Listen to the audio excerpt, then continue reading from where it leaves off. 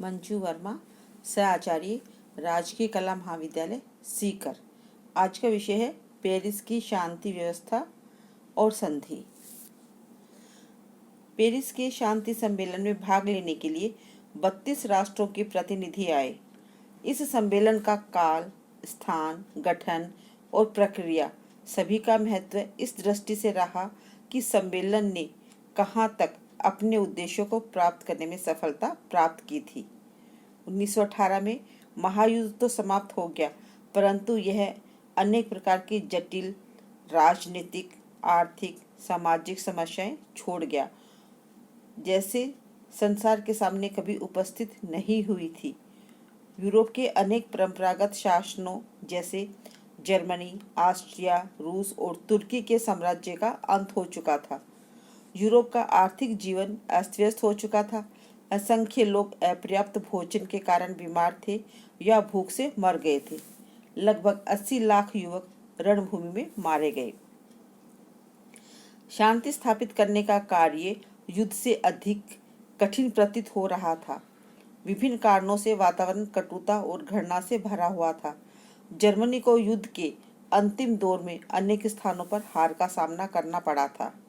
युद्ध बंद करने के लिए जब बेडन के प्रिंस मैक्स ने अमेरिका के राष्ट्रपति विल्सन से मध्यस्थता करने के लिए कहा, इस प्रस्ताव के 11 दिन बाद ही जर्मन नौसेना ने एक क्रूर कृत्य का परिचय देते हुए बची खुची सहानुभूति को खो दिया।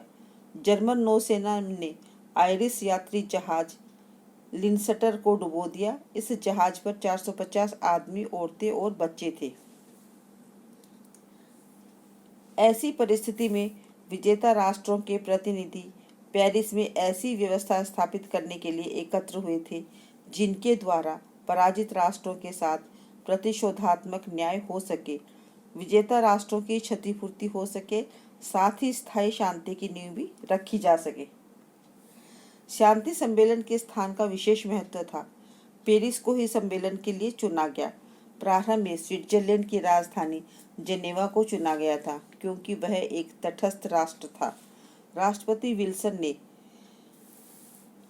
पेरिस को ही सम्मेलन का केंद्र चुनना उचित समझा, क्योंकि वहां अमेरिका की सेना पर्याप्त संख्या में मौजूद थी।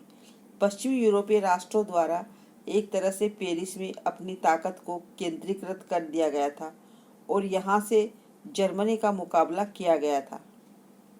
उदारवादी प्रजातंत्रीय विचारधारा का भी पेरिस केंद्र था। जर्मनी के लिए यह स्थान गौरव का विषय था, इसलिए इसकी प्रतीकात्मकता महत्व थी। पेरिस की संधि पर हस्ताक्षर पेरिस स्थित वर्साई के महल में किए गए थे। 1871 में यहीं पर जर्मन साम्राज्य को घोषित किया गया था और अब फ्रांसीसियों के लिए उस कालिक को धोने का अवसर था। फ्रांस के राष्ट्रपति पाइनकरे ने अपने उद्घाटन भाषण में कहा, आज से 48 वर्ष पहले 18 जनवरी 1871 ईस्वी को वर्साई के राजप्रासाद में एक आक्रमणकारी सेना ने जर्मन साम्राज्य की घोषणा की थी। फ्रांस के साथ जो अन्याय हुआ था उसकी पुनरावृत्ति न होने दे। विश्व का भविष्य आपके हाथ में है।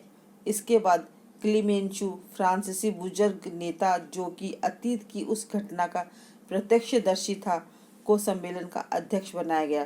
क्लीमेंचू ही ऐसा व्यक्ति था जो फ्रांसीसी और अंग्रेजी दोनों ही भाषाएं बोल सकता था। पेरिस में सभी विजेता राष्ट्रों के प्रतिनिधि एकत्र हुए। रूस और पराजित राष्ट्रों को सम्मेलन में आमंत्रित नहीं किया गया था।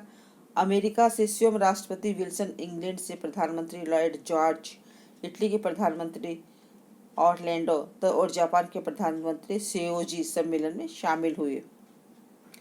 लगभग 100 वर्ष बाद यूरोप के मानचित्र में विभिन्न देशों की सीमाएं निश्चित करने और स्थायी शांति स्थापित करने के उपायों पर निर्णय लेने के लिए पेरिस में सम्मेलन आमंत्रित किया गया था।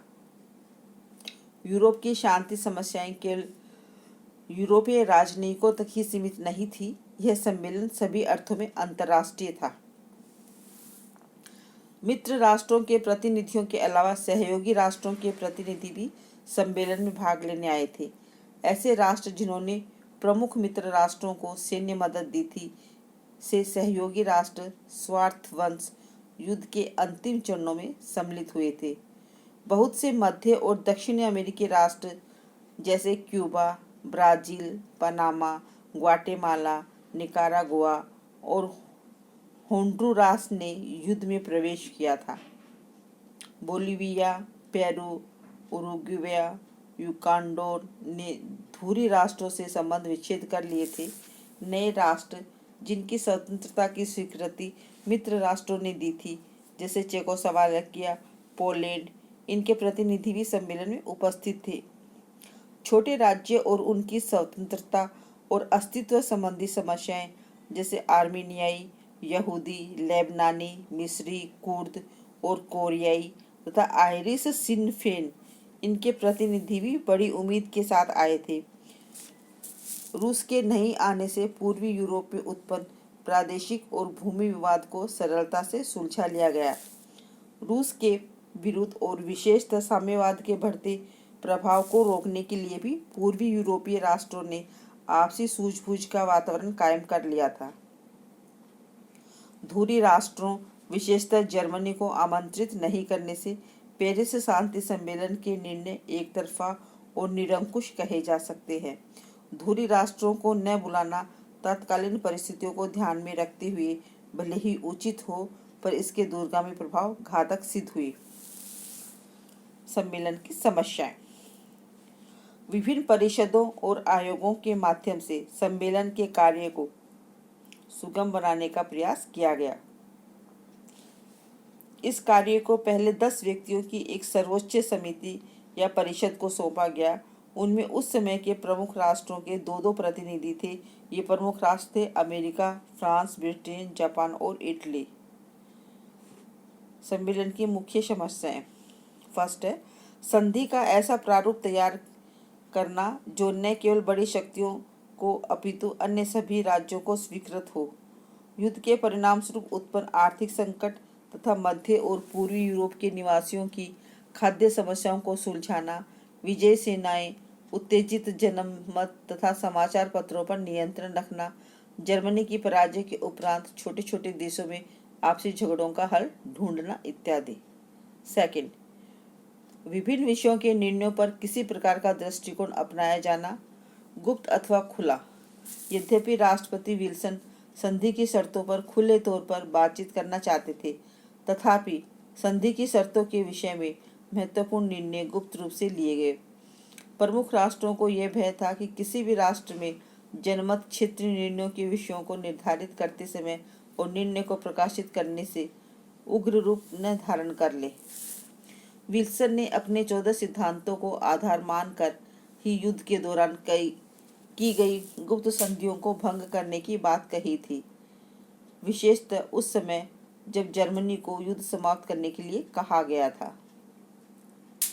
युद्ध के दौरान अनेक गुप्त संधियों पर हस्ताक्षर किए गए थे और इन संधियों के विषय में राष्ट्रपति विल्सन को कठिन परिस्थितियों का सामना करना पड़ा। फोर्थ, प्रथम विश्व युद्ध के प्रारंभ होने से पूर्व यूरोप में बहुत सी ऐसी समस्याएं थी जिनके कारण विविध राज्यों में परस्पर असंतोष और विरोध बना हुआ था। फ्रांस और जर्मनी के बीच अल्सास और लॉरेन का प्रदेश विवाद का विषय था। जर्मनी द्वारा अल्सास लॉरेन के क्षेत्रों का अधिग्रहण फ्रांस के लिए अहम मुद्दा था और फ्रांसीसी इसे पुनः लेना चाहते थे। रूस, ऑस्ट्रिया और जर्मनी ने पोलैंड को पराजित कर दिया था। पोलैंड उन खोए हुए प्रदेशों को पुनः प्राप्त करना चाहता था। क्रोएशिया, बोस्निया और स्लोवेनिया यह समझते थे कि स्लाव जाति का अपना पृथक राज्य होना चाहिए। ये लोग ऑस्ट्रिया हंगरी राज्य से अलग होना चाहते थे। चेक जाति के लोगों का भी यही मानना था। इटली और बाल्कन प्रायद्वीप के विविध राज्य अपनी राष्ट्रीय सीमाओं से असंतुष्ट थे। रोमानिया चाहता था कि ट्रांसिल्वेनिया और बुकोविना के प्रदेश उसे मिलने चाहिए। बुल्गारिया और सर्बिया में राष्ट्रीय सीमा के संबंध में विवाद था।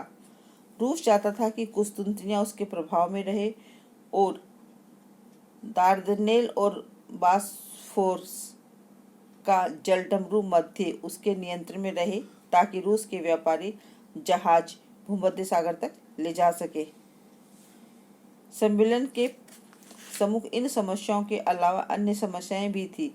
सैद्धांतिक समस्या सबसे ज्यादा जटिल थी, क्योंकि हर राष्ट्र का दृष्टिकोण एक ही समस्या को देखने का भिन्न था। 5 प्रमुख राष्ट्रों ने युद्ध के दौरान प्रमुख भूमिका निभाई थी: अमेरिका, ब्रिटेन साम्राज्य, फ्रांस, इटली और जापान। इन 5 प्रमुख राष्ट्रों के प्रतिनिधियों के व्यक्तित्व का इस सम्मेलन पर गहरा व्यापक प्रभाव पड़ा। इन राष्ट्रों के अलावा अनेक ऐसे विश्वविख्यात राष्ट्रीय नेता भी आए थे जिन्होंने किसी न किसी रूप में महत्वपूर्ण योगदान दिया था, जैसे कि जनरल स्मर्टस दक्षिण अफ्रीका से, रॉबर्ट बॉर्डन कनाडा से, वेलिंगटन चीन से और विख्यात संगीतकार पादेरवस्की पोलैंड से। यह वास्तव में एक विशाल शांति सम्मेलन था। हर प्रतिनिधि मंडल अपने साथ तकनीकी सलाहकारों का दल लेकर आया था। अमेरिका और ब्रिटेन लगभग 200 ऐसे सलाहकार लेकर आए थे।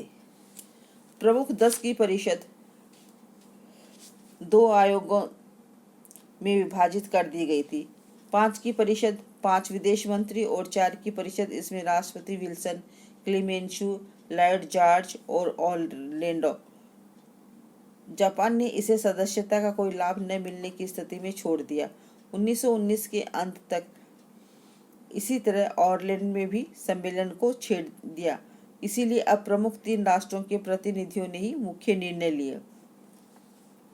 इनके द्वारा संचालित गतिविधियां, इनके दृष्टिकोण और स्वभाव की जानकारी हमें बड़े विस्तार से मालूम चलती है। सर हेरोल्ड निकस और क्लेमेंशु के बारे में लिखा है कि वह थका हुआ था, लेकिन बदले की निगाह पर से इस सम्मेलन में भाग ले रहा था। क्लेमेंशु की शब्दावली सटीक और भाषा निर्णायक होती थी। एक बार किसी ने मसले पर निर्णय लेने के बाद वह कोई समझौता नहीं करता था। अमेरिका का राष्ट्रपति ऐसा प्रतीत होता था कि मानो कोई कूटनीतिज्ञ नहीं बल्कि कोई धार्मिक नेता हो, जो इस बात की निगरानी रख रहा हो कि कोई सदस्य नैतिक दृष्टि से गलत कदम तो नहीं उठा रहा हो। लॉयड जॉर्ज इस सम्मेलन के लिए सबसे उपयुक्त व्यक्ति था। वह बड़ी दूरदर्शिता के साथ अपने राष्ट्रों की रक्षा कर रहा था। उस हर एक कदम के प्रति वह जागरूक था जिससे उसके राष्ट्र ब्रिटेन के हितों की रक्षा नहीं हो रही थी। प्रजातंत्रीय राष्ट्र में अभ्यास से प्राप्त बौद्धिक संतुलन और पैनी दृष्टि उसमें पर्याप्त थी। दिसंबर 1918 के चुनाव में लॉयड जॉर्ज की चुनाव में विजय हुई थी। फलस्वरूप उसका आत्मविश्वास बढ़ा हुआ था। दूसरी तरफ विल्सन की स्थिति बड़ी विकट थी। अमेरिका में उसका विरोधी दल प्रतिनिधि सभा और सीनेट दोनों ही विजयी हुए थे। यह व्यक्ति यूरोप को प्रजातंत्रीय संदेश और नैतिक मूल्यों का पाठ पढ़ा रहा था, किंतु दुर्भाग्य से उसने अपने राष्ट्र में बहुमत खो दिया था। आज के व्याख्यान में इतना ही।